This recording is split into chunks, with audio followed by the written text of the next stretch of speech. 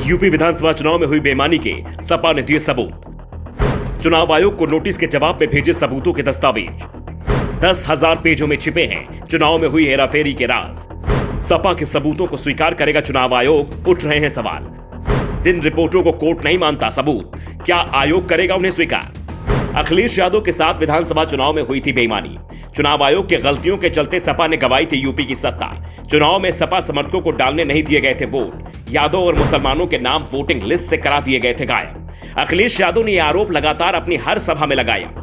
चुनाव आयोग को निशाने पर लिए हुए हैं। आयोग ने भी अखिलेश के आरोपों पर संज्ञान लिया था, नोटिस भेजा था, कहा था आरोप बेहद गंभीर हैं, सबूत दीजिए या फिर लिखित में माफी मांगिए, नहीं तो सख्त कार्रवाई की जाएगी। अखिलेश ने माफी तो नहीं मांगी, उल्टा अपने आरोपों को मजबूती से दोहराना शुरू कर दिया और आयोग को जवाब भी दिया है, सबूत भी सौंप दिए हैं। और ये दस्तावेजी सबूत 2-4 पेज के नहीं बल्कि 10,000 पेज के हैं। सपा ने 10,000 पेज की रिपोर्ट तैयार की है, जिसे चुनाव आयोग को मेल कर दिया गया है। सपा प्रवक्ता राजेंद्र चौधरी ने कहा कि हमें चुनाव आयोग से नोटिस मिला था, हमने सबूतों के साथ जवाब भेज दिया है। जवाब में राज्य और केंद्रीय चुनाव आयोग की गई शिकायतों की कॉपी, मीडिया रिपोर्ट को भी शामिल किया गया है। हमने चुनाव के दौरान लगातार आयोग से शिकायत की थी। एक पक्ष के लोगों के नाम वोटिंग लिस्ट से काट दिए गए हैं, लेकिन सपा की शिकायतों पर कोई सुनवाई नहीं हुई थी। वोटिंग के दौरान लगभग हर बूथ पर इस तरह की शिकायतें मिल रही थी कि सपा समर्थकों के नाम वोटिंग लिस्ट में नहीं है।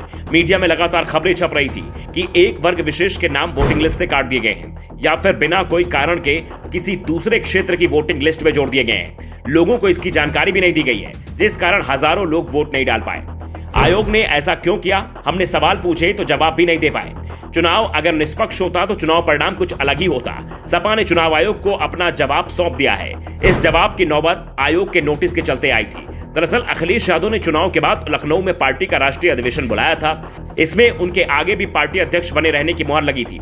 अधिवेशन पर पार्टी कार्यकर्ताओं को संबोधित करते हुए अखिलेश ने चुनाव आयोग को आड़े हाथों ले लिया था। अखिलेश ने दावा किया था कि चुनाव आयोग बीजेपी के इशारे पर काम कर रहा है। चुनाव आयोग यूपी में निष्पक्ष चुनाव नहीं करा पाया। चुनाव निष्पक्ष होता तो सरकार बीजेपी की नहीं सपा की होती। ये सरकार हेराफेरी कर सत्ता में आई है। बीजेपी के साथ मिलकर चुनाव आयोग ने हर सीट से मुसलमानों और यादवों के 20 से 20,000 वोट काट दिए। चुनाव में यूपी की पूरी सरकारी मशीनरी सपा को हराने में जुटी थी। बीजेपी कार्यकर्ता की तरह सरकारी मशीनरी काम में जुटी थी। इसके बावजूद चुनाव में सपा ने अच्छा प्रदर्शन किया। सपा गठबंधन की सीटें 2.5 गुना बढ़ गई, जबकि बीजेपी की सीटें 20% तक कम हो गई। अगर चुनाव निष्पक्ष हो जाता तो सत्ता में समाजवादी पार्टी आ गई होती।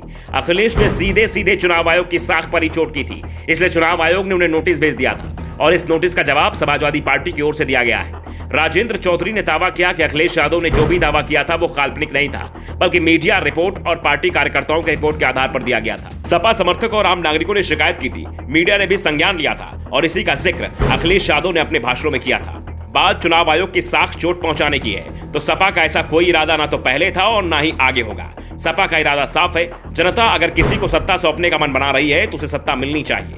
अगर किसी को विपक्ष में बैठने का जनादेश दे तो विपक्ष में बैठना चाहिए। जनादेश का अपमान नहीं करना चाहिए। इसके लिए जरूरी है चुनाव निष्पक्ष कराए जाएं। Bureau report, the Navdarpan news.